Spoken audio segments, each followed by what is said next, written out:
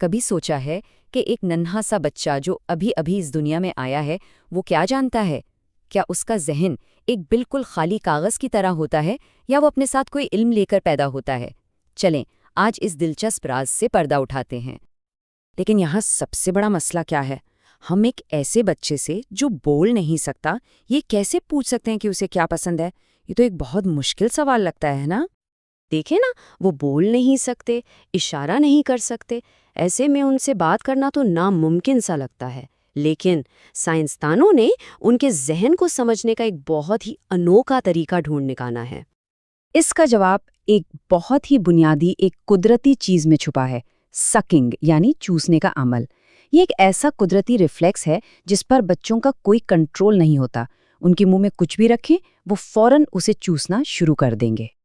لیکن سائنسدانوں کو پتہ چلا کہ یہ ریفلیکس صرف پیٹ بھرنے کے لیے نہیں ہے، یہ تو اصل میں ایک چابی ہے، ایک ایسی چابی جو ہمیں ان کے ذہن کے اندر جھانکنے کا موقع دیتی ہے۔ اور اسی چابی سے جو طریقہ بنایا گیا اس کا نام ہے ہائی ایمپلیٹیوڈ سکنگ ٹیکنیک۔ ہاں، نام تھوڑا سا مشکل لگ سکتا ہے لیکن اس کا کام کرنے کا طریقہ بہت ہی کمال کا اور آسان ہے۔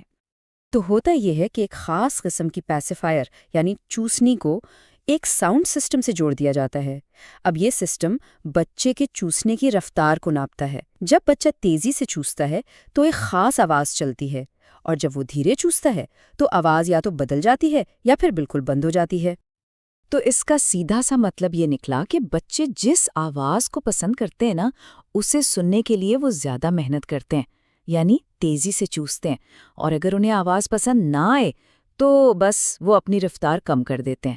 سمجھ لیں کہ یہ ان کا ووٹ دینے کا طریقہ ہے، اپنی پسند اور ناپسند بتانے کا ایک انوکھا ذریعہ۔ تو پھر اس کمال کی تکنیک سے سائنسدانوں نے آخر کیا دریافت کیا؟ جو نتائج سامنے آئے وہ واقعی حیران کر دینے والے تھے۔ پتہ یہ چلا کہ نئے پیدا ہوئے بچے انسانی دل کی دھڑکنوں اور انسانی آوازوں کو پسند کرتے ہیں، لیکن ایک آواز ایسی تھی جو سب سے الگ تھی، سب سے خاص تھی، اور وہ تھی ان کی اپنی ماں کی آواز۔ اسے مزید آزمانے کے لیے ایک ایکسپیریمنٹ کیا گیا۔ تصور کریں، ایک بچے کو چوسنی دی گئی۔ جب وہ تیزی سے چوستا تو اسے یا تو اپنی ماں کی آواز سنائی دیتی یا پھر کسی بالکل انجان عورت کی۔ اور ہر بار ہر ایک بچے کے ساتھ نتیجہ بالکل وہی تھا۔ بچے اپنی ماں کی آواز سننے کے لیے زیادہ تیزی سے اور زیادہ دیر تک چوستے رہے۔ تو اس سے کیا ثابت ہوتا ہے؟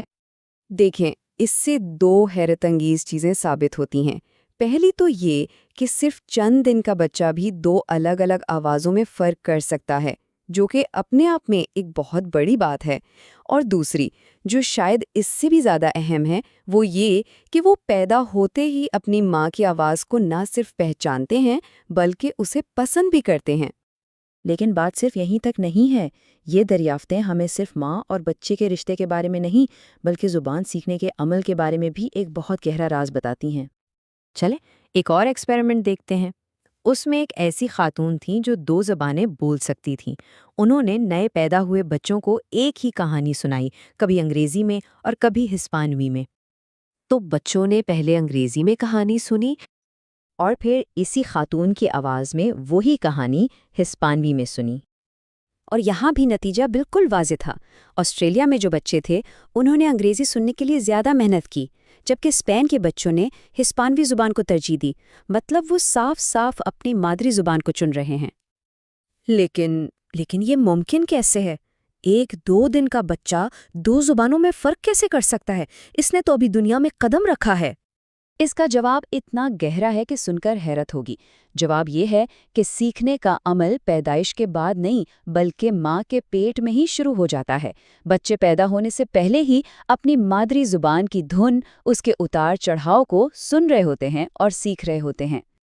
تو اس کا مطلب یہ ہوا کہ ایک نئے پیدا ہوئے بچے کا ذہن ایک خالی سلیٹ نہیں ہوتا، وہ پہلے سے ہی کام کر رہا ہوتا ہے، معلومات کو جذب کر رہا ہوتا ہے اور اپنا سیکھنے کا سفر شروع کر چکا ہوتا ہے۔ اور یہ سب ہمیں ایک بہت ہی گہرے سوال کے سامنے لا کر کھڑا کر دیتا ہے۔ اگر زبان سیکھنے جیسا پیچیدہ کام پیدائش سے پہلے شروع ہو سکتا ہے، تو سوچئے اور کیا کچھ ہے جو ہم اس دنیا میں آنے سے پہلے ہی سیکھ لیتے ہیں۔